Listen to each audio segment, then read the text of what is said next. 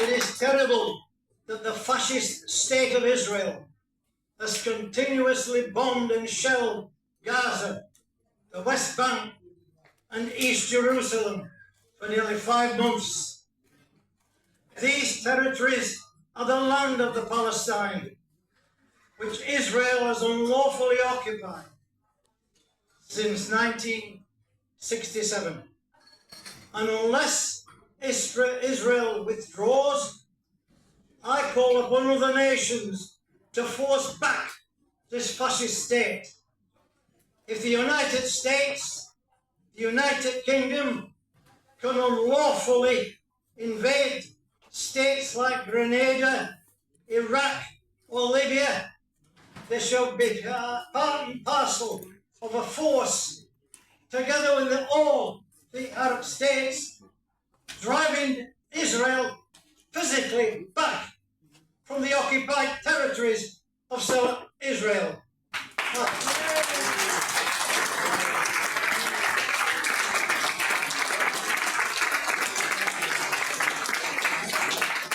Today I'm here to honour miners and their families who in 1984, 1985 fought the greatest workers' fight since the days of the Chartists and the Pol Pot martyrs to save jobs, hits and communities.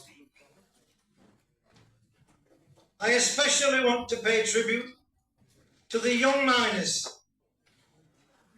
in 1984 and 1985 who in every sense fought for the future. And of course, like Brennan, I want to pay especially tribute to the magnificent Women Against Pit Closures, who were to the forefront of our struggle.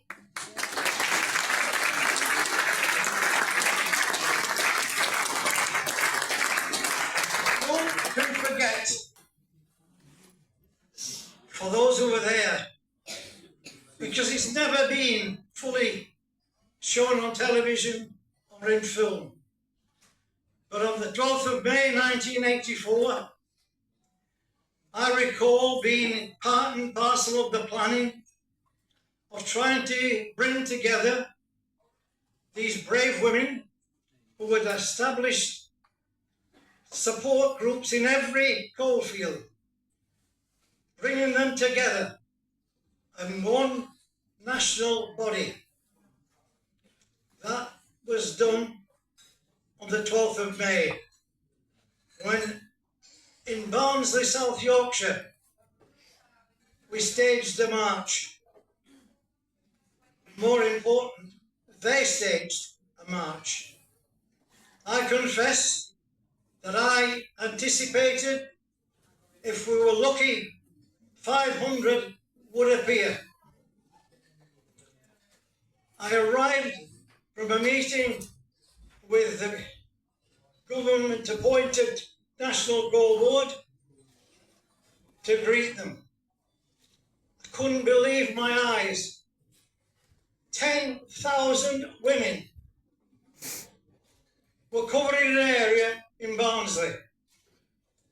The route that the march was to take had been planned by the police. But of course, women didn't do what men always do. And they told the Deputy Chief Constable, we're not going that way, we're going that way. And he said that that's the centre of town. That's the reason we're going that way. They marched, and as we came to the public hall, not only did we fill it, or they fill it, over 3,000 people packed in, an equal number outside, but on arrival, they were told by the Assistant Chief Constable, you can't bring banners into this place. they just brushed him aside and carried the banners in. There were only 2 people who were male allowed into the meeting. Jack Taylor, the president in Yorkshire, and myself. And as we got to the podium, we were approached by the police and the fire brigade. We were told, do you realise that you're breaking the law? There are too many people. I looked around. I said, if you're asking me to tell them to go out, you have another thing coming. But if you want to try it, you'll lose. That particular police officer had a grain of intelligence. He said, I note the points you've made, and I will give you time to vacate the hall. He said, it's 12 o'clock, and I want to see this hall completely empty by 6. I agree.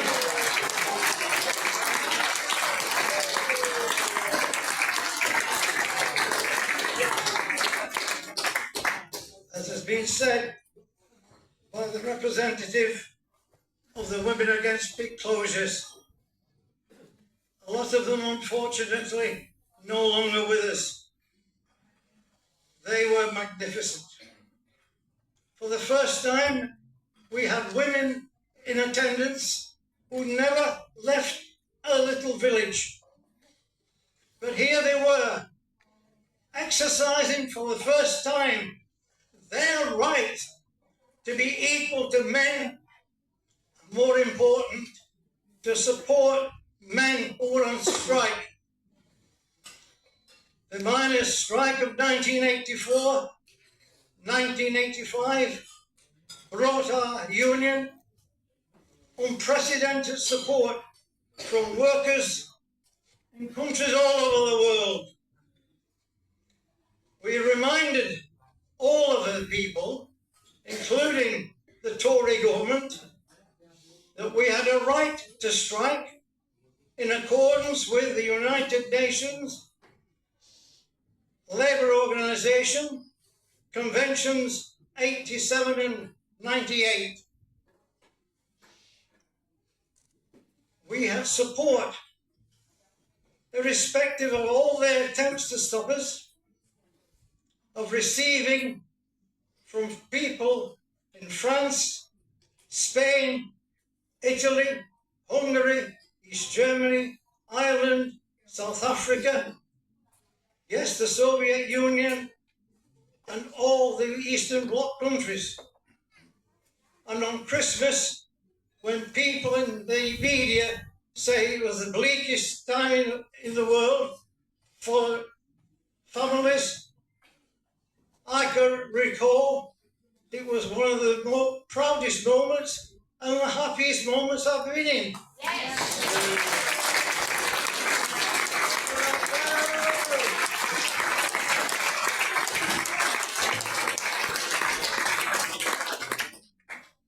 When I saw about 40 juggernauts rolling into Britain, only for a change by the dockers, they brought food, medical supplies, and a Christmas present for every child of a striking miner.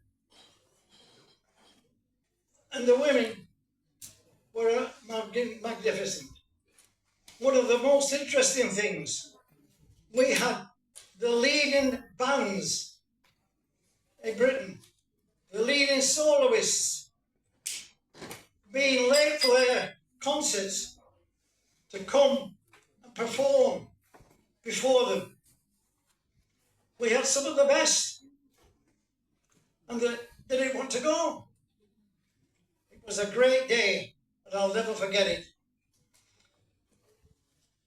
The French CGT were magnificent. They primarily did things that were against the law. Boatloads of coal loaded in France, coming from different parts of the east, suddenly got sunk in the Seine. In other words, they exercised the picket right to stop them. Like hundreds of thousands of trade union and labour movements, they provided support for us throughout that dispute. There's often been said in the smears that have been made against certainly one leader of the NUM, where we got it, despite the fact that everywhere we went, we were exonerated. But we raised over £10 billion in money that was distributed to every area in the British coalfield. Like hundreds and thousands in the trade union movement, they provided for us throughout the dispute. 40 years ago, the Tory government, led by Margaret Thatcher, I agree, declared war on the NUM. They'd been preparing for a showdown with the union since before the 1979 general election.